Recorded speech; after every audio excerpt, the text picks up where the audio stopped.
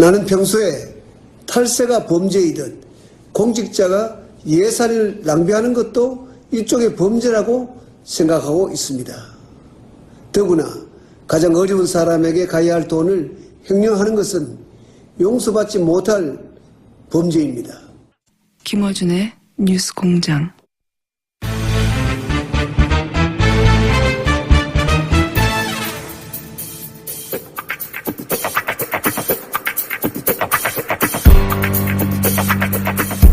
오랫동안 정치구단이라는 별명으로 불리신 분입니다. 박지원 전 국민의당 대표 나오셨습니다. 안녕하십니까? 안녕하세요. 네, 목소리가 좋으신 거 보니 기분이 좋으신가 봅니다. 요즘 잘 돼가잖아요.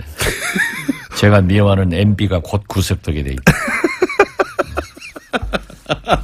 다스는 누구 겁니까? 국감에서 여러 번 물어보셨더라고요. 예. 아직도 몰라요? 태블릿 PC는 누구 겁니까? 최순실 거죠. 예. 예. 그건 안 해. 네. 다스는 누구 겁니까? 이 MB 거라고 지난주에 말씀하셨죠. 예. 자기 더 고소 안 달래.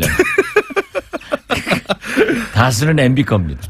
태블릿 PC는 최순실 거고. 예. 시원시원하게 말씀해 주시고. 옛날 나라는 박근혜 거고. 국민의당은 누구 겁니까? 당원 겁니다. 바로 그 말씀 드리니까 갑자기 생각난 건데 어젠가 그저께 안철수 대표가 인터뷰를 했는데 문재인 대통령은 이제 경쟁 상대가 아니다. 선거가 다 끝났기 때문에 이렇게 말씀하셨어요. 처음부터 아니었어요. 처음부터 아니었어요. 아니 그걸 이상하게 듣지 말고 대통령이 당선되면은 대통령이지 문재인 대통령도 다음 대통령 안 나와요.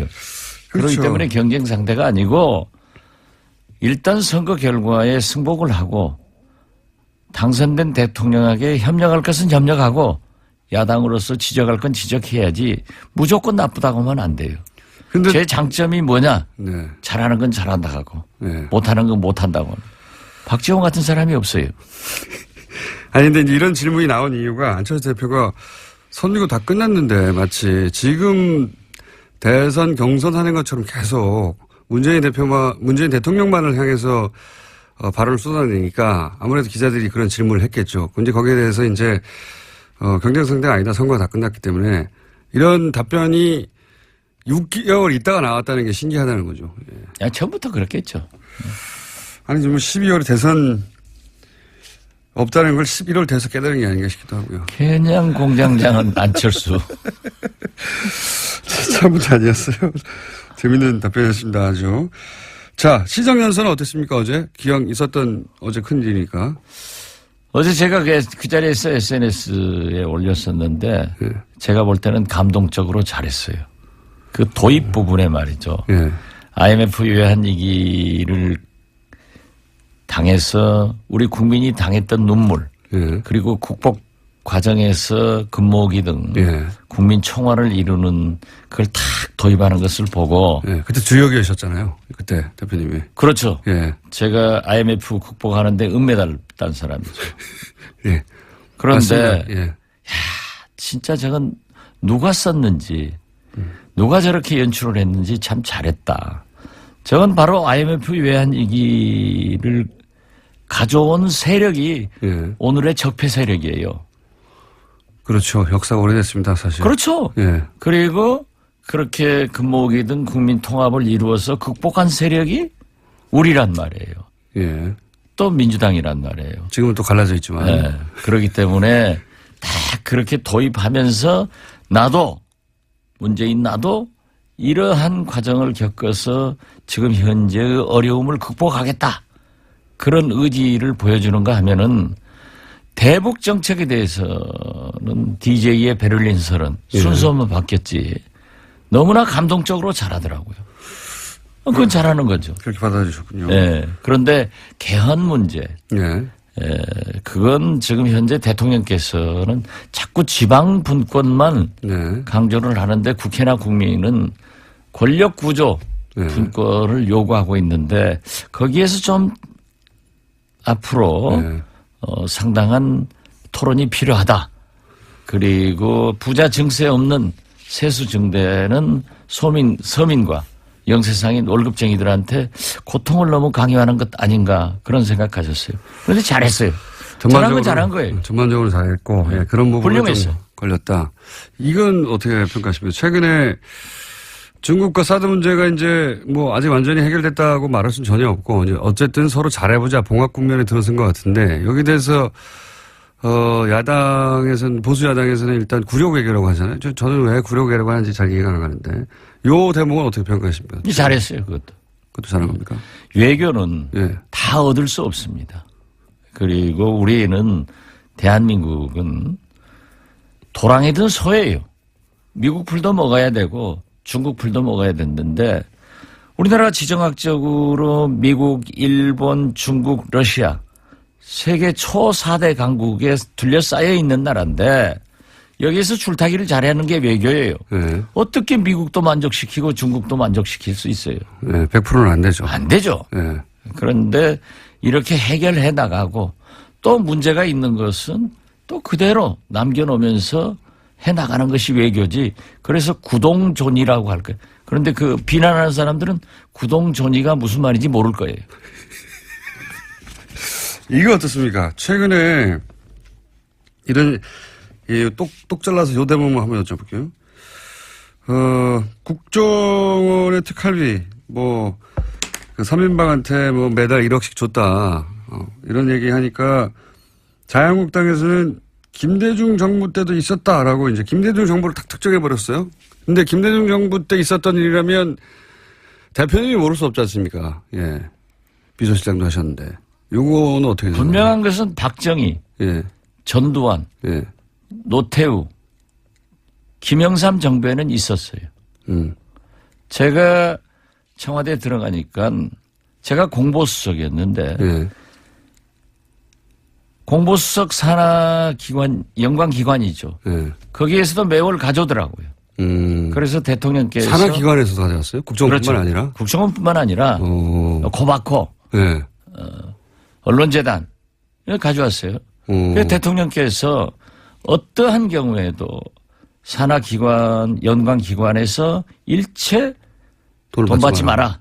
그리고 또 과거에는 예. 그 산하기관 경비로 해외 출장을 많이 갔어요. 어허. 또 기자들도 산하기관 그 돈으로 갔어요. 청와대가 그러니까 그냥 산하기관들 돈을 그냥 갖다 썼거든요. 그렇죠. 쉽게. 예. 그런데 그걸 가져왔더라고요.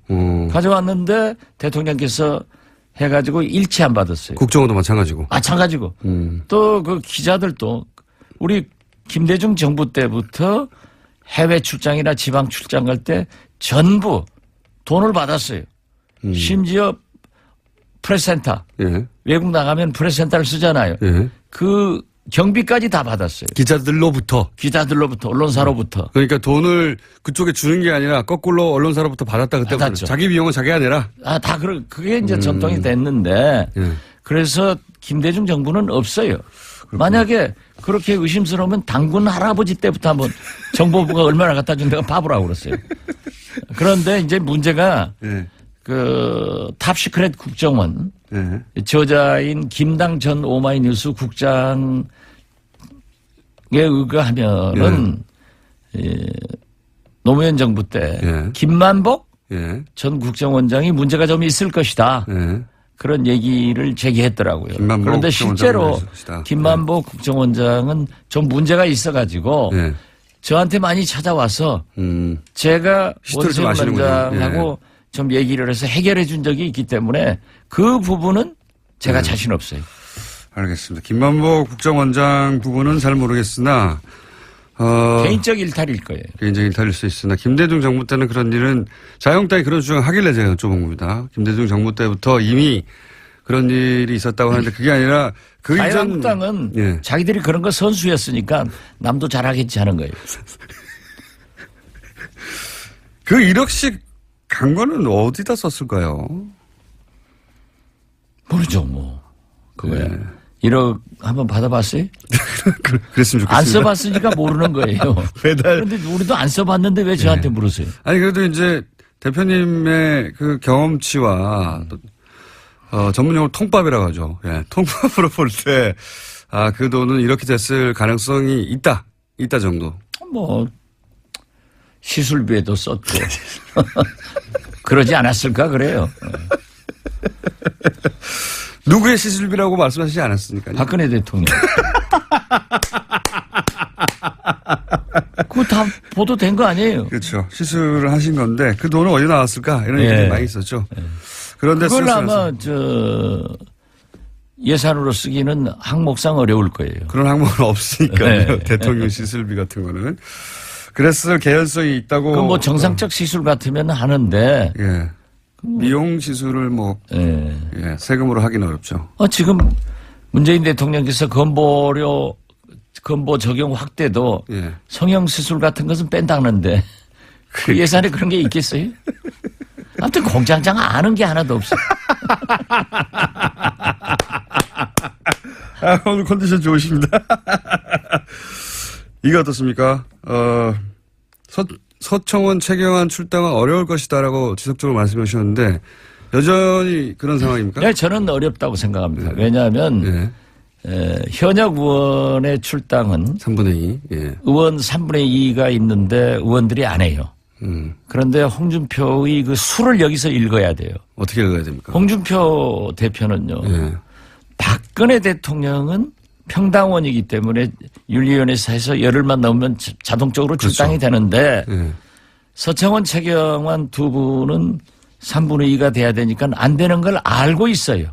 그런데 그렇지만은 친박을 나는 청산하고 있다. 하는 의지 표명. 예. 그걸 국민에게 제스처로. 특히 바른정당에게 보여주는 거예요. 그런 그래서 제스처다. 바른정당 의원들이 들어오면은 원내 의석수는 최경환, 서청원도 포함되기 때문에 예. 제1당을 만들려고 하는 수예요. 그리고 이거 또 한 가지는 이런 방법도 있지 않겠습니까? 뭐 한 7명 이상, 뭐 한 10명까지도 얘기하던데 그 숫자가 만약에 들어오면 어차피 서청원, 최경환 두 양반은 당사자니까 의총 때 요사를 의견할 의총 때 못 들어오니까 두 사람 빠지고 한 7, 8명 들어가서 한 10명 늘어나고 하면 그때는 출당 가능하지 않겠습니까? 저는 그렇지 않으려고 봐요. 그래도 어렵다. 일사부재리도 있고 예. 또 거기다 서청원, 최경환 저하고 개인적으로 가까우신 분들인데 예. 그분들이 거기 남아 있어도 예. 정상적인 정치 활동이나 당내 활동이 어려워요. 예. 놔두면은 의석수는 많고 예. 정치자금 배당도 많이 오고 그 뭐 괜히 친박들하고 갈라질 필요 없단 말이에요. 예. 그렇기 때문에 저는 제스처만 할 것이다. 그냥. 제스처만 하고 예. 역시 홍준표 대표의 수를 예. 청와대나 민주당은 못 당한다. 오로지 박지원만 당할 수 있다. 아니 그것은 제가 한 얘기가 아니고 예. 홍준표 대표가 예. 300명 국회의원 중 박지원만 무섭다. 본인이 그렇게 얘기하더라고요. 그건 사실입니다. 아니 저는 예. 그건 사실입니다. 홍준표 알아줘야 돼요. 제가 어제 보세요. 예. 어제 보세요. 대통령한테 딱 안 가다가 국회 오니까 왔으니까 여기서는 오셨네요 하니까 국회니까요. 자기가 국회의원이라는 걸 자랑한 거예요. 예. 홍준표 대표는 국회의원 아니죠. 지금. 아닌데 예. 그러니까 국회를 내가 장악하고 있다. 이걸 그런 메시지다. 그 말씀하시니까 홍준표 대표를 제가 사석에서 몇 년 전에 만났을 때 사석에서 만나면 이제 이런저런 정치인들 얘기하는데 박지원 대표님 얘기가 나왔어요 그때. 그랬더니 대뜸 하는 얘기가 그 양반을 건들지 마라. 박지원은 요물이다. 그 워딩입니다. 사석에서 나왔더니 그 양반을 건들지 마라. 그랬던 적이 있습니다. 서로 인정하는군요. 그 대목에 있어서는. 네. 저는 뭐 요물과 홍준표를 요물인가요? 지금 건드려 봐야 건드려봐요. 제가 문재인 대통령 도와줄 필요가 없거든요. 이제이라 오랑캐의 칼로 오랑캐를 치는 거예요. 그런데 국민의당에서 녹취록이 툭 튀어나왔지 않습니까? 녹취록 이야기가. 그건 이용주 의원한테 물어보라니까 왜 자꾸 저한테 물어보세요? 대표님 다 알지 않습니까? 상황을. 몰라요. 아시면서. 몰라요. 이 세상에 아는 걸 다 말하고 살아요? 그 녹취록이 어떻게 건네졌는지도 모른다니까요. 아시면서. 아니, 그건 가만두어도 네. 서청원, 홍준표 사이에서 불거져 나오게 돼 있어요. 예. 그런데 나무집 싸우는 게 굉장히 우리한테 이익인데 왜 거기다가 끼어들어요? 아니, 이미 끼어들었지 않습니까? 녹취록이 네. 있다고. 살짝 간보기 한 거지. 제가 포기한 것이다. 불을 질러놓은 거지. 불을 질러. 근데 불이 활활 타지가 않아요. 그럼 한 번 더 지펴줘야 되는 거 아닙니까? 타게 돼 있어요. 그래요? 예, 그리고 그 불은 확 타버리면 안 돼요. 두고 타야 두고. 오래 효과가 나타나는 겁니다. 요거 하나만 확인해 주시죠. 하여튼 공장장 아는 게 없어요? 아니 나하고 진행을 바꾸는 게 나아. TBS의 청취율을 올리는 것은 박지원 공장장, 김어준 일주일도 안 되고 한 3주에 한 번씩 출연시켜줄게요. 감사합니다.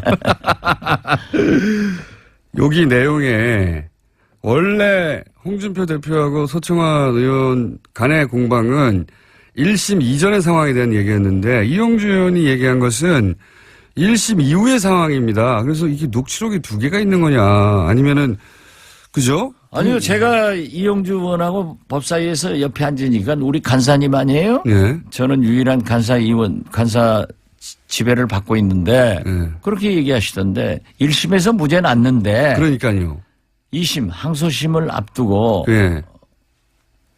그러한 얘기가 오고 간 게 증인을 있다. 회유한 정황에 관한 얘기를 했단 말이죠. 그렇기 때문에 2심에서는 무죄 판결이 났다. 그러니까 1심 끝나고 난 상황에 말한 거잖아요. 그렇죠. 그렇죠.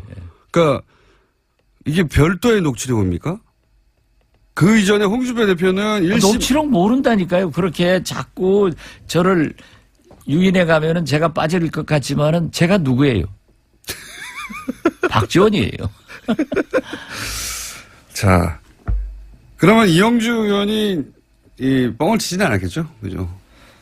그 이용주 의원이 검사 출신이고 부장검사 출신이고 네. 얼마나 스마트한 사람인데. 근데 그럼 녹취록이 나오긴 나올까요? 언젠가는? 그건 모르죠. 그것은 우리 국민의당을 바라볼 게 아니라 서청원, 홍준표를 바라보면 나온다니까요. 그 서청원 대표 그 외국 들어오면서 공항에서 하는 얘기 들어보세요. 언젠가는 할 것이다. 최종적으로 누가 이깁니까? 보시기에. 서청원 대 홍준표. 서청원이 이기죠. 아, 그렇게 보십니까? 네.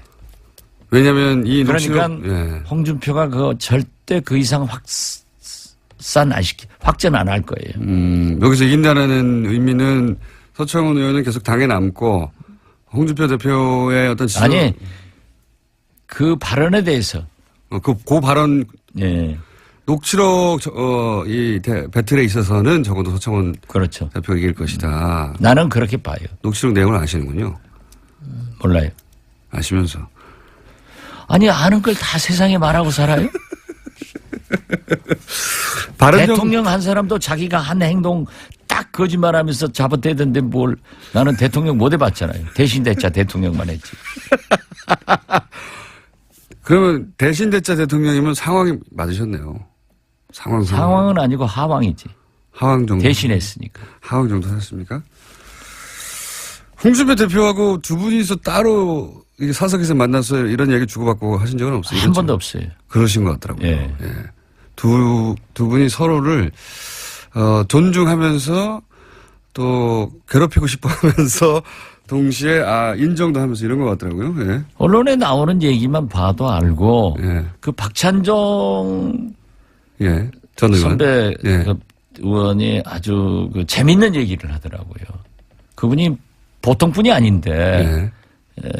최근에 이렇게 굉장히 옳은 말씀을 많이 하시는데 예. 홍준표 대표가 그 말을 하는데 어쩐지 홍준표답지 않은 표정을 하더라. 어쩐지 홍준표네. 녹취록에 관련된 예. 얘기를 하는데. 그러면서 예. 냄새가 나는 얘기를 하길래 예. 과연 박찬종도 박찬종이다. 진짜 그 아주 재밌는 표현 아니에요. 미세한 표정 변화를 잡아내서. 예, 아주 그 자신 없어 하더라 하는 말씀을 듣고 박찬종 선배님 진짜 대단하신 분이에요. 예. 그러니까 자신 없어 할 녹취록 내용을 알고 계시다는 얘기네요. 그런 감이 있다는 거지. 그런 감이 있다. 그거 이용주 의원은 누가 줬을까요? 모르죠. 아시면서. 몰라요. 아시면서. 오늘 전부 나를 그렇게 아주 전지전능하신 무슨 뭐 하나님 취급하는데 저 모르는 건 많이 몰라요.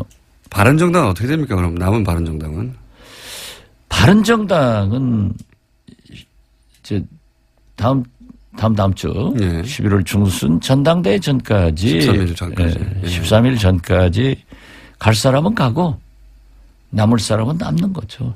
그래서 당헌 교섭단체는 무너지고 예. 제가 볼 때는 집단 예. 혹은 전국적으로는 예. 흡수될 것이다. 한국당으로 많이 갈 것이다. 그렇게 봅니다. 1차 탈당하고 그다음에 추가로 탈당할 수도 있고. 그렇죠. 예. 그래서 결국 남는 사람은 뭐 몇 몇 사람 명? 남겠어요? 한 자리 숫자를 줄어들고. 네. 예. 그럴 경우에는 통합의 대상이 안 됩니까? 국민의당 입장에서는? 뭐 영입의 대상은 되지만은 통합은 처음부터 없어요. 당대당은 안 된다. 아니 그 뭐가 있어서 해요? 싸르기하고 노적하고 합쳐놓으면은 안철수 대표는 근데 통합 얘기를 계속 했지 않습니까?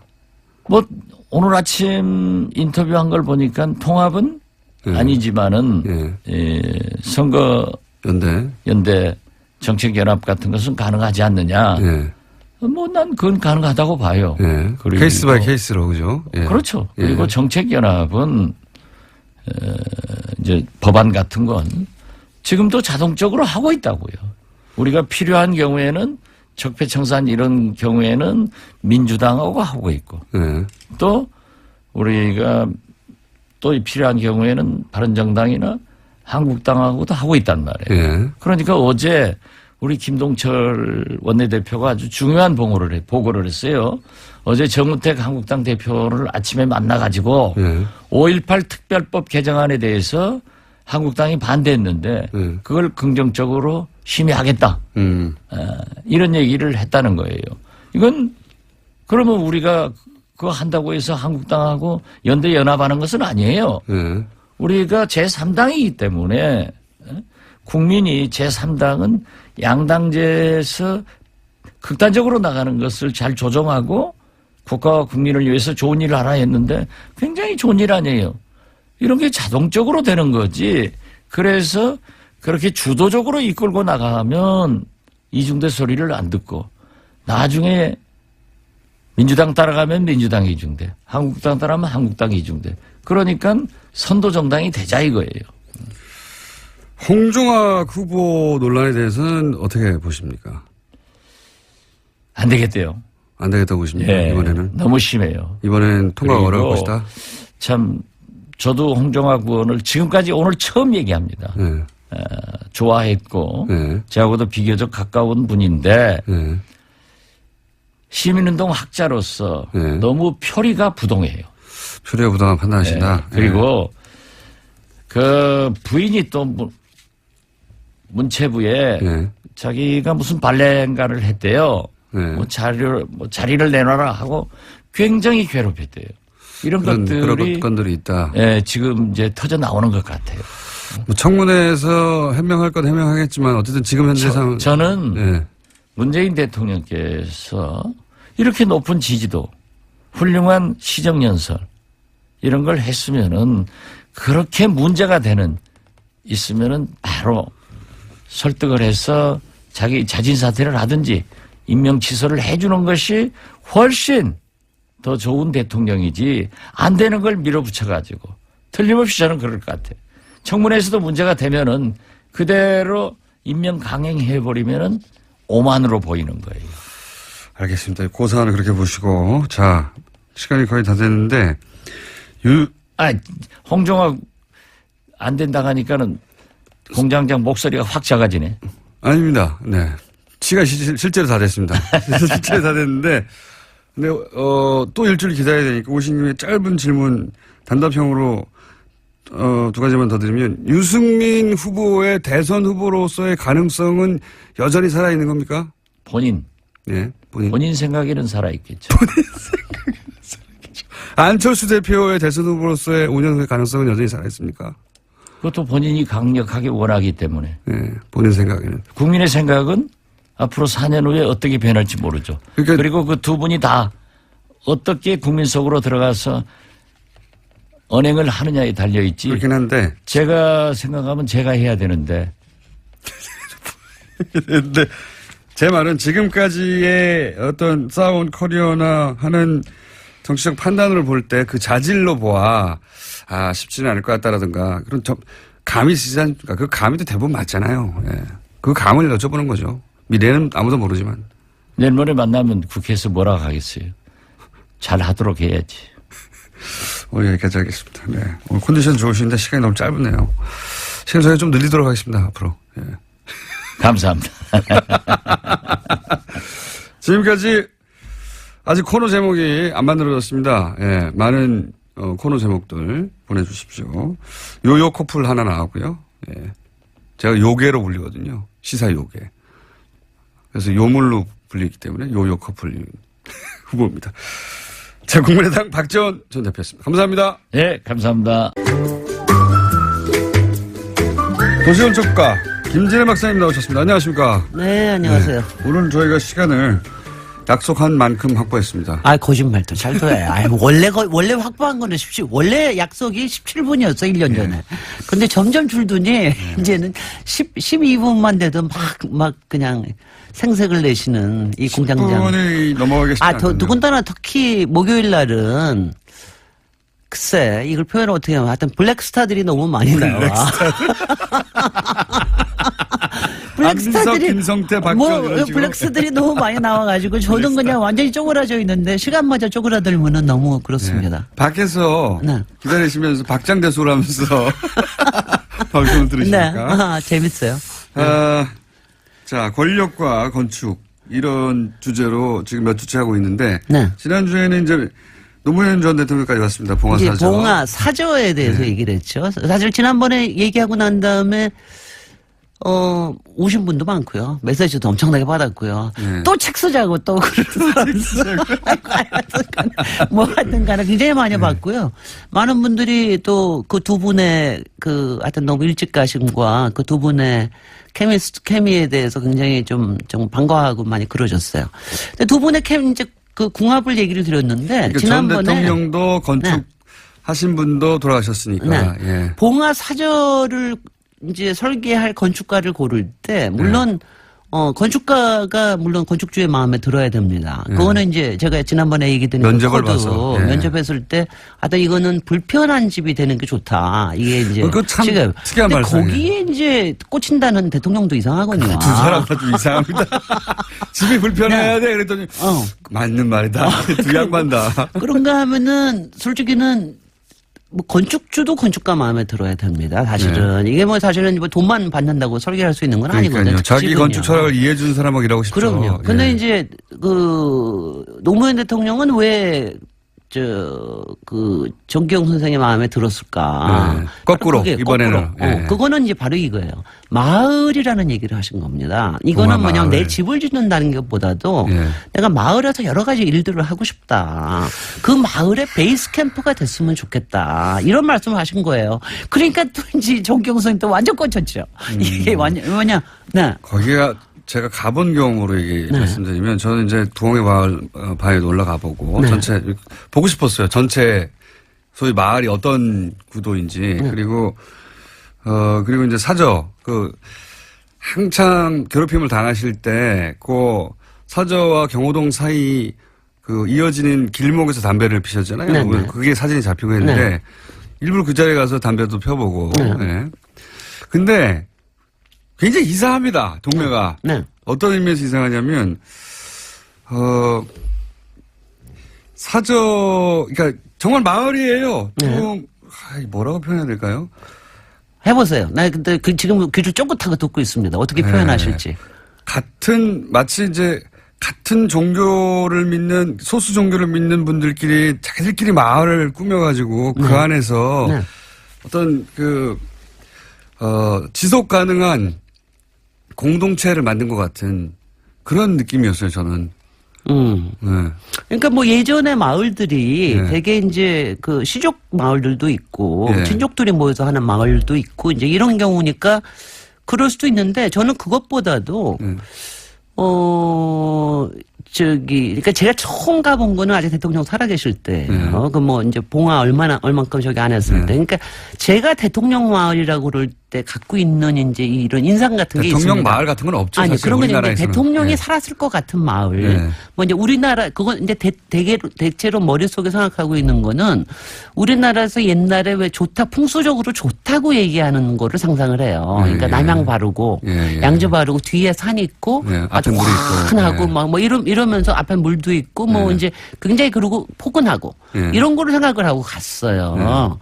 근데 정말 제가 생각한 데랑 완전히 달라요. 저는 솔직히 처음에 봉화에 갔을 때 그 충격을 잊지를 못해요. 어떤 의미의 아니, 왜냐면 그게, 서로 어떤 건지 모르겠는데, 네. 마을 자체가 아니라, 거기 처음에 가셨을 때, 아마 그냥 보나마나 이제 우리 총수께서는 그냥 마을로 쑥 들어가셔서 저 주차장에다 주차하고 들어가셨을 거예요. 아니 그때 저는, 예. 그러지 않으셨어요? 걸어서 혹시? 들어갔어요. 네. 그거는 굉장히 저는요, 네.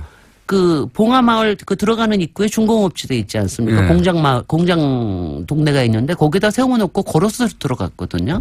근데 걸어서 들어갈 때 그게 예. 완전히 달랐습니다. 이게 뭐냐면은요.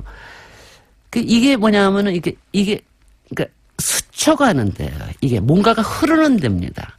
모여 있는 우리가 보통 마을이라고 하면은 뭐가 모여 있는 데라고 생각을 하는데 이게 흘러갑니다. 저는 왜냐하면 그게 굉장히 이렇게 신기하더라고요. 저는 또 한 그러니까 가지 인상적이었던 건 참 총구석까지 왔다. 네. 정말 총구석이죠. 근데 지금은 정말 총구석이네요. 지금은 총구석이 아니죠. 지금은 근데 지금은 많은 그때로 사람들이 지금은 오니까요. 진영 시야 안에 속해 있으니까. 네. 근데 이게요. 이제 보통은 마을 들어가면 이렇게 앞으로 가가지고 이렇게 쭉 펼쳐지는데 이건 옆으로 들어가잖아요. 옆으로 맞습니다. 들어가면서 네. 그게 뒤에도 산이 있고 앞에도 산이 있어요. 근데 맞아요. 앞에 이름 네. 산 이름이 뭔지 아세요? 우리가 사자바위, 봉화산, 사자바위, 부엉이바위는 알지만 그 앞에 있는 산 이름이 모릅니다. 없어요. 없어 이름이? 그리고 그냥 그 동네에서는 뭐라고 부르느냐 하면은 뱀산이라고 불러요. 산 이름이 아예 없기도 합니다. 산 이름이 아예 안 나와 있더라고요. 근데 왜냐하면 높지가 않으니까. 근데 이게 이렇게 흘러갑니다. 근데 대체로 옛날에는 그런 산이 있을 때는 사람들이 이름을 용산이라고 많이 붙였어요. 너무 작으니까 뱀. 근데 용도 못 뺀 작으니까 뱀이었구나. 뱀인데 이게 흘러가는 굴곡이 보이는데 저는 야, 산세라고 그런 느낌 산세를 받으시는 보는 거고. 산세와 그 앞에 쭉 펼쳐져 있는 평야, 동그란 평야 이게 그리고 가운데로 확 이게 흘러갑니다.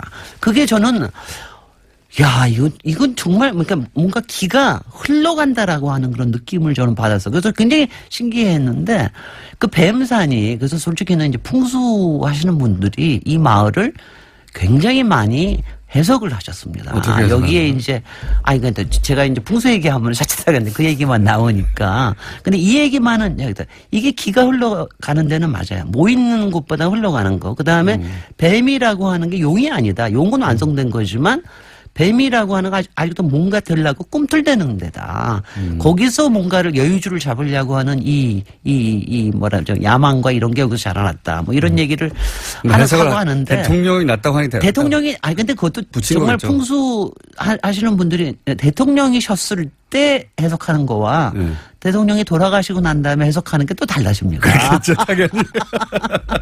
그런데 이제 뭐냐면 제가 얘기 드리고 싶은 거는요. 그 봉화라는 거를 이제 삶의 공간으로 보는 거하고 그 다음에는 이제 사실은 어떤 기의 공간 이런 거로 보는 거하고 두 개가 다 있을 거예요. 우리가 특히 돌아가시고 난 다음에 삶의 공간으로 보신 건 그게 바로 대통령께서 보신 겁니다. 마을에 가시자마자 하신 일이 화포천에 가서 그 앞에 이제 천이 흐르는데 화포천에 쓰레기 줍는 일부터 하셨어요. 오리농법으로 노동법 하셨어요. 그 다음에 앞에 조금만 야산에다가는 장군차 심기 시작하셨어요. 그리고 여기가 감이 유명하니까 감 가지고 뭐 어떻게 영농조합을 해볼까 뭐 이런 등등의 그러니까 마을의 어떤 말하자면 새로운 미래 이런 거를 좀 만들어 보려고 하는 이런 삶의 공간으로서의 봉화에 대한 생각. 그 다음에는 제가 앞에 얘기한 대로 이게 확실히 기가 있습니다. 그러니까 어느 마을마다 어느 공간마다 기가 있거든요. 그 기가 저는 이렇게 생각하게 돼요. 왜냐하면 저는 제가 노무현 대통령을 좋아하고 이런 이유가 뭐냐면요. 제가 앞에서 흘러간다고 하니까 본인이 내가 이걸 다 담을게라는 얘기를 하신 적이 한 번도 없습니다. 저는 그게 좋더라고요. 그러니까 어떤 점에서 굉장히 겸손하신 거예요. 대신 끊임없이 움직이자. 그리고 세상을 움직이는 거는 계속해서 우리 움직이는 우리의 힘으로 이게 간다라는 이제 이런 얘기를 하신 철학과 더불어서 봉하마을에 바로 그런 길을 담고 있는 데다. 이런 생각을 하면서 제가 사실은 봉하의 그 묘소 이제 지금으로 봐서는요. 봉하의 묘소가 이렇게 삼각형으로 되어 있습니다. 이렇게 산 위에서 찍은 사진을 보시면 알지만 저쪽에서부터 쭉 들어오면서 그 이제 봉하 그 노란 들판이 펼쳐지면서 거기에 이제 노무현 대통령 얼굴도 그리고 이제 벼 가지고 그리고 이러면서 쭉 오면 그러니까 삼각형으로 꽃갈 모양으로 돼 있어요. 꽃갈 모양으로 해서 거기서부터 오면은 이게 뭘 받아내는 것 같이처럼 돼 있어요. 그래서 거기에 거기 있는 박석이 말하자면 어떤 클라이맥스를 보여주는 것처럼 이렇게 돼 있는데요. 건축가는 그런 걸 보는군요. 아, 그러니까 이게 뭐냐면 이런 기의 흐름을 느낀다고 하는 게 굉장히 중요한 거예요. 저는 그런 건 아니고, 네. 저는 그런 건 볼 안목이 없고, 제가 느낀 거는. 느끼긴 하셨을 거예요. 보시진 않았더라도. 네네. 야, 정말 시골이구나. 여기까지, 지금도 가기가 쉽지 않고요, 사실은. 네. 교통도 불편하고. 그때는 더 어려웠죠. 네. 예. 아, 본인이 정말 은퇴한다고 생각하고, 진짜 은퇴의 마음으로 여기까지 왔구나. 그렇지 않고서는, 예. 삶의 미래를 생각을 하시고 오신 거예요. 그러니까요. 그러지 않고서는 갈 수 없는 곳이에요. 네. 너무 구석에 처박혀 있고요. 글쎄 말이죠. 예. 이거는 뭐 정치인들이 보통 대중을 떠나는 걸 두려워하거든요. 네.